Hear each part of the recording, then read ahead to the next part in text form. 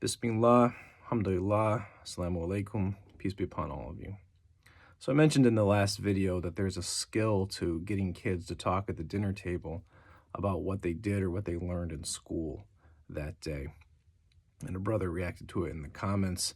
And this is something that when I mention this to parents all the time, they're eager to know about it. So I'll talk a little bit about it because this is a very common experience for people that they ask the kid, "What'd you do in school today? What'd you learn to school today?" And the kid gives no answer or doesn't want an answer or just says, "I don't know," or a blank stare. Now, what adults need to remember, what causes an adult to be unable to empathize with kids, a major thing, is they don't realize how much better their mind is at connecting ideas and integrating different things and synthesizing them than a young person's. Okay, young people, they absorb a lot more in a day than adults do, and they struggle to make connections between things more so than adults do, especially abstract things. And especially if you're asking about what they learned in school or even what they did, knowing that school is about learning, you're usually talking about something that is more abstract than what they're used to thinking about. So, and by the time you've had kids, you've lived life long enough in an adult enough world that you're used to fluid conversation between adults. So when you try to enter a young person into a more somewhat formal conversation, if it's at the dinner table and if it's about something serious, and a little more abstract conversation than what they're used to thinking about, you're asking them to have a conversation in a little more adult way than what they're used to. Now, that's a good thing to do, and this is something that you want to bring them along with in their upbringing, and this is important to do. But you can't. But you have to understand that it's a different practice on your part than interacting with an adult as you normally would. So, a few things with this. One, if you want to get kids to answer questions, and new teachers go through this all the time too.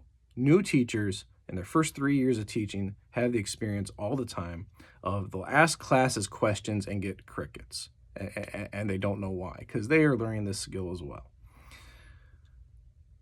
But think you have to narrow the question to a point where the kid can be successful with answering it, predictably successful.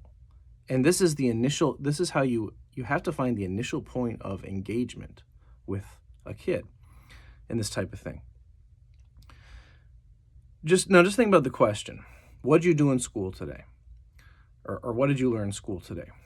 Well, what does the kid have to integrate and synthesize through when you ask this question?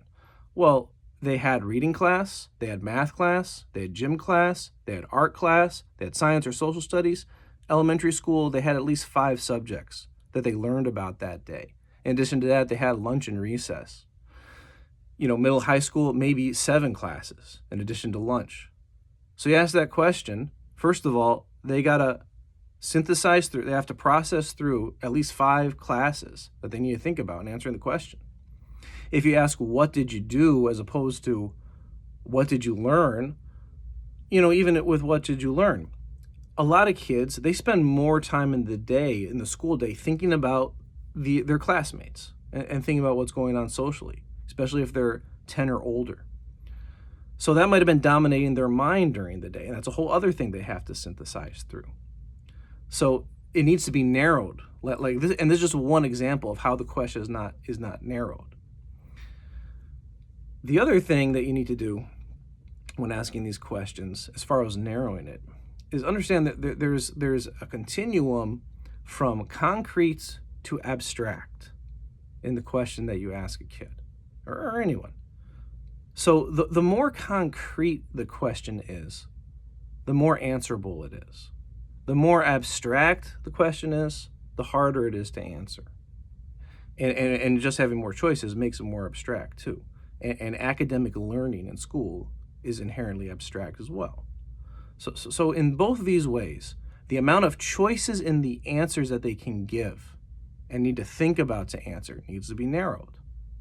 And the extent to which the question is abstract or concrete needs to be narrowed, being towards more concrete. This is how you find the initial point of engaging kids in this type of dialogue when they're young.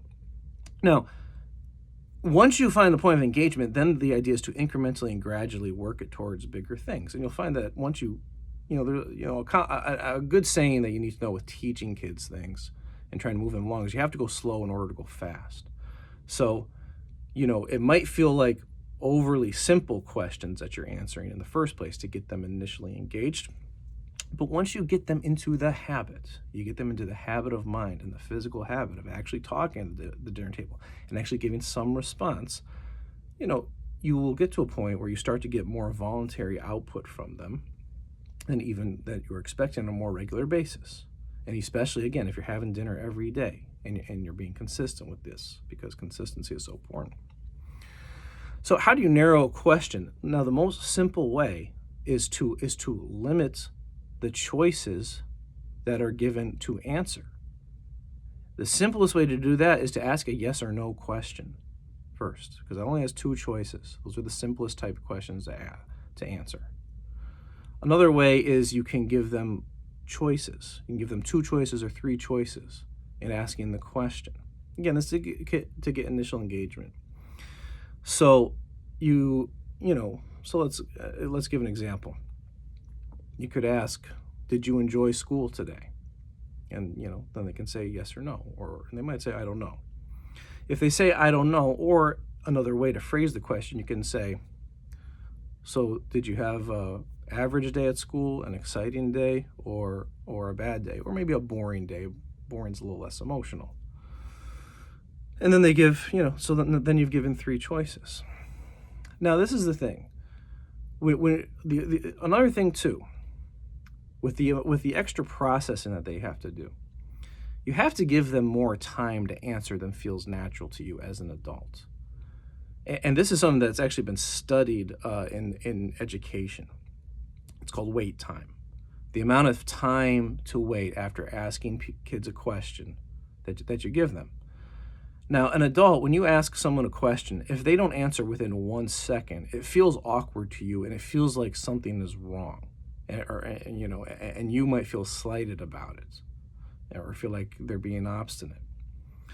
But the reality is, for a lot of the questions that you ask kids, especially ones that are going to involve more thinking, you have to give them 3 seconds or more to answer. 3, 4, or 5 seconds, even up to 7 sometimes, depending on the amount of things that they have to integrate with it. And also depending, too, if they are in the habit right now of not answering questions to you when you ask about their school day or ask questions at the dinner table. If that's the habit they have right now, even if you ask a simple question, they might default to the resistance that they've put up before because they have some defense walls put up, okay? So if you're in that situation, you want to ask a yes or no question or this question of, was it an average day, boring day, or good day, or exciting day? A question where you give 3 choices.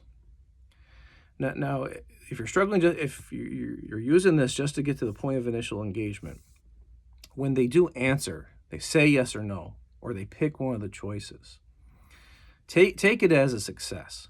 Take it as a success and be deliberate with yourself about whether or not you're going to pressure them to provide more information after they give the simple one-word answer.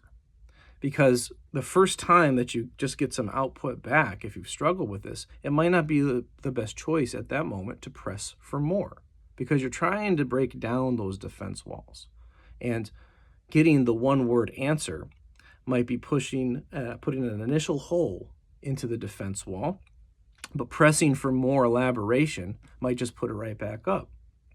And this is the benefit of consistency too, and having dinner consistently on a nightly basis, or at least 5 to 6 times a week.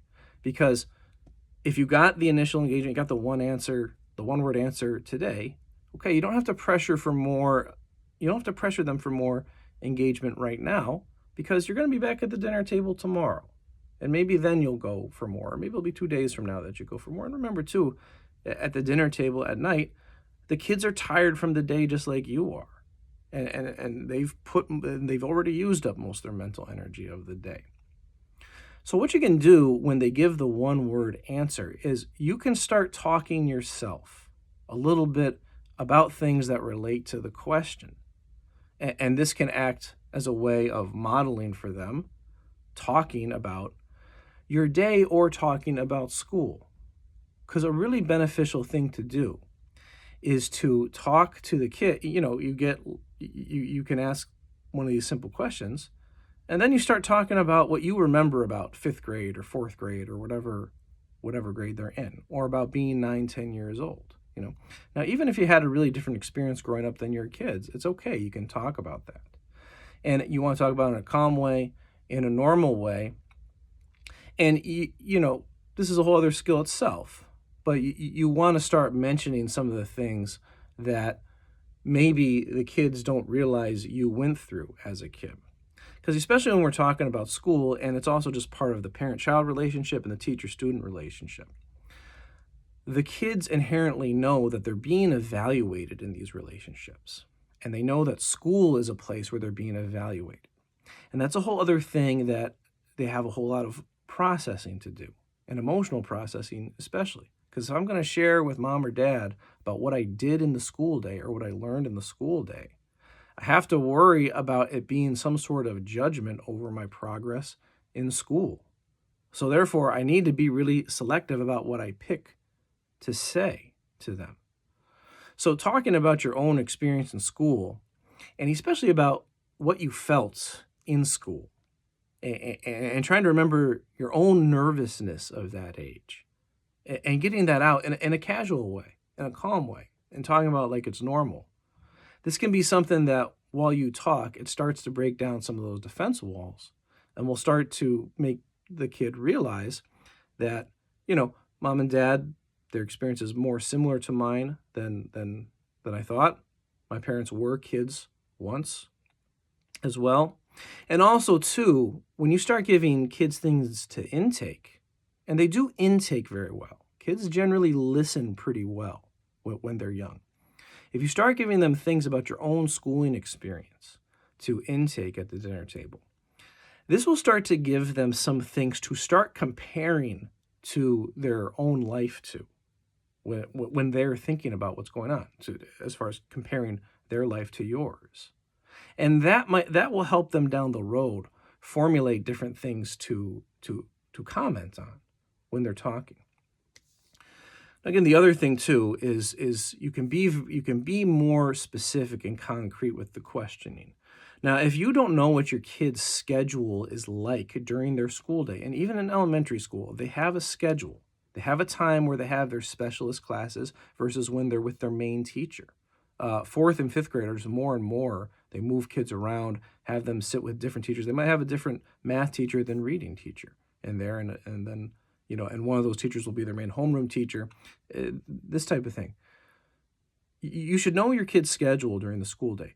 Now, if you don't, you can find it out from the school and use it as a way to ask questions, or you can start to elicit it from them in a concrete way. So, you can ask a question like, so when you get off, when you step off the bus and get to school, what's the first room you go to? And they'll be like, but they'll tell you the room, either the number, and what goes on there. Is it like a homeroom? Is it a first class? Just try to get a concrete answer about what the first thing they do in the day is. And just be narrow and specific. Try to get ideas of what their day's like. And if you ask that question, you get some successes. The first room I go to, then you can start talking about what you do during the day and this type of thing. Like what's the first thing you do when you get out of the car, when you go to work, etc., and start talking like that. And it gives them a model. So narrowing the selection of choices in the answer. This is the first way to get initial engagement. And the initial engagement is going to be simple, but it's through habit, consistency, and over time that they'll start to feel more comfortable with branching that out.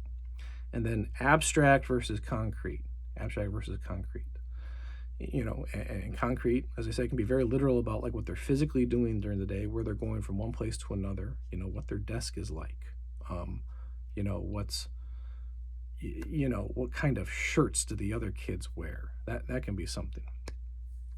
And then you start branching these questions out. There's ways to talk about the class subjects that are more concrete too. Math class is very good for this. So, instead of asking, what did you learn today? Are you taking, excuse me, in math, are you studying geometry or algebra right now? Are you working more with shapes or are you working with numbers? Like, did you see any shapes today? Were they triangles or squares? And again, see, like how the way I'm asking, giving these two options, this type of thing. Okay, this narrowing is a big way to get the initial engagement.